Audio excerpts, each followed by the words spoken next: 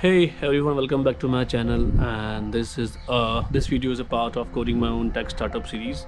And today I want to talk about like how do I choose a tech stack, especially for the front end development when I work on a project or I decide to make a project or a full stack application. And how did I choose a front end stack or like the tech stack for my startup? So I want to talk about that a little bit. So it's very simple. Whenever I decide to build a full stack application, and if I want to decide a front end tech stack for my application, so there are a few things which I do care about. Like the first question in my mind that like always come is how can I manage state. I'm talking about the global state. How can I manage the global state, or how can I pass global state to so many components in this front end framework like Vue.js or React.js or Angular or Solid.js or like whatever it is. So or Next.js. So my question is always that how can I manage the state? Is it easy to manage the state, and like what kind of libraries are available there to manage state? Like I think in Vue.js it's Vuex, or in React.js like there are many like Redux or Recoil, or I think Voltio. There is a library called Voltio for the context API. So in React.js or Next.js, we have so many options, but in Next.js it's a little bit different, difficult to manage state using Redux, because a Next.js application, client and server both works in a single package, single application, and pages are some kind of like server side things, and components are some of like client side thing in Next.js. So if using a Next.js project, if you will use like a local storage in pages, then it won't work, because first it go to the server and then it come back to the client. So and that server we until the page is not loaded to the client side, we are not able to use local storage. So that's an issue, but that's not the issue with the React. But same thing if you do in the components on Next.js, things will work basically. Same with the Redux. And what I felt that when I was using, or when I tried to use Redux with Next.js application, and as soon as I was using it with the components or maybe with the pages, it was not working properly, because as soon as I moved to a different component, the global state was not working. And even in the real time, like basically like how it works, global state is a main store of the of like main store to contain all the states in your application, and then you supply all the state data to the other components. But when you change any data, any state in the global store, it will automatically get changed in the whole application wherever you are using it. That's the main point of using global state management.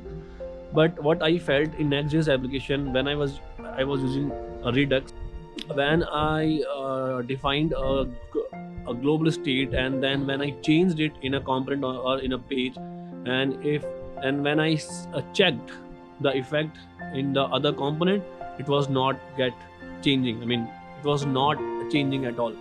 So this is the first issue I came across when I was using Redux with Next.js. And then I had to I had to rethink about like my front end stack. Like, okay, should I move to some other front end framework like React, or like plain React or Vue JS basically. So this is the issue I felt, and I think it is an issue, because state management is extremely important. Second thing I check is like routing, how easy routing is in the framework I'm deciding to work on. So in React.js, there's a like default React router. I think current version is 6, React Router DOM version 6. And in Next.js, we have inbuilt pages based routing. You just have to define your page, and it will automatically get converted into a route. That's fine. in Vue.js we have a view router, but I feel very much comfortable. I mean, in terms of routing, I don't care whether it is Next.js or React.js. Both are fine. Both are fine. In because React Router DOM has huge functionality. Same with the Next.js. We have Next Router, Next Link, or the pages-based routing system. So it's totally fine.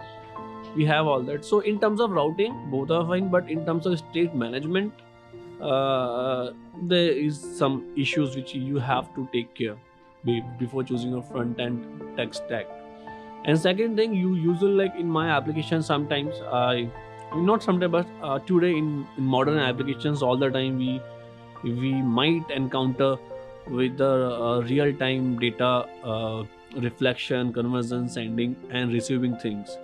So on the REST API, or like normally we can do WebSockets, or on the GraphQL API we use subscription, which is also a thing based on the WebSockets.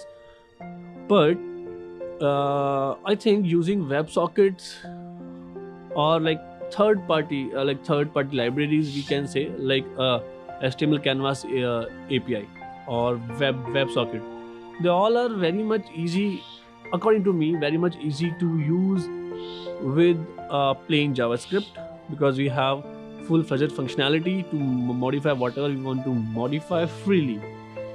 So like for an example, if you're using Canvas API to make some very nice interactive app applications, it is a pain. It is a pain to use it with React.js. I mean, you have to, it's not like it's difficult or it's impossible. It's like you have to have a lot of experience, or you have to know a lot of things before using it. Otherwise you won't be able to use it. Using Canvas API or using WebSockets with frameworks is little bit difficult unless you are not at an intermediate level, I can say. So if you are a beginner and you want to code your own startup and you want to choose a front-end framework, then you have to think all of these, and you should be knowing that what kind of third-party libraries you are going to use. Maybe you are going to use HTML Canvas or WebSockets or any game library.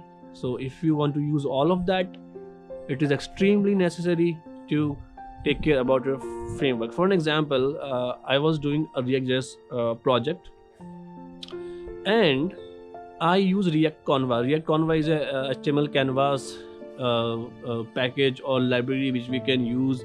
I mean, React Conva is a way to use HTML Canvas API with the React.js. Basically, you just have to like install it, like yarn add React Conva, and then you can import it, and then you can use it like any other npm or the yarn package. It's fine.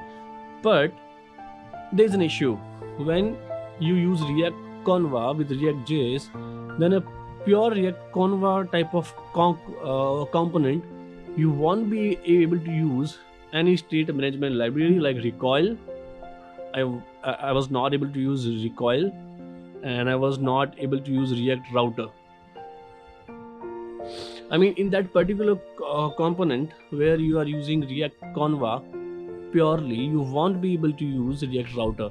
You won't be able to use state management libraries like Redux or Recoil, because you use them on the in the app component where you give a provider, but React Conva is not a part of that provider scope.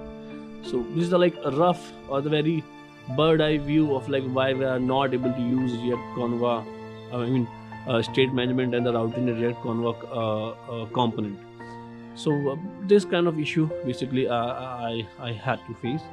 Somehow I got the solutions, and the solution is I had to go back to the pure HTML Canvas API. Then I had to merge it with the React.js without any third-party library. That is fine, that we can do. So you can use HTML Canvas plainly, and then you can do it with the React.js, and you have to put efforts, you have to put logic, you have to know so many things, then only you can do it. But there are game libraries like phaser.js or Pixie or I don't know, like Pix5 or Pixie.js, Kaboom.js, React Conva. It is hard. when you combine, because these libraries are totally made for the plain JavaScript or vanilla JavaScript, not for any framework. So but when we want to combine them with a framework, we do modifications which are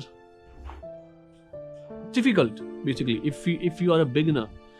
So why I am telling all this, because if you are a beginner and if you are coding your own tech startup, then there is a high possibility that as soon as you will encounter this issue, you will get demotivated, and because you are a beginner, you won't be able to find solutions so quickly, or different solutions, and you might feel like pain or demotivation, or like anxiety, or you might think that now I have to change everything, basically, or I have to go for the some other front end framework. So that's why I made this video. I hope this will help you. So whenever you choose front end framework for your application, you have to think all these things. The main highlighted thing you have to think is what kind of third-party libraries, what kind of external packages you are going to combine with your application. This is the most important question you should put in front of you whenever you are deciding a tech stack for your front-end development. So that's all for today's video, and thank you so much. I'll see you in the next video.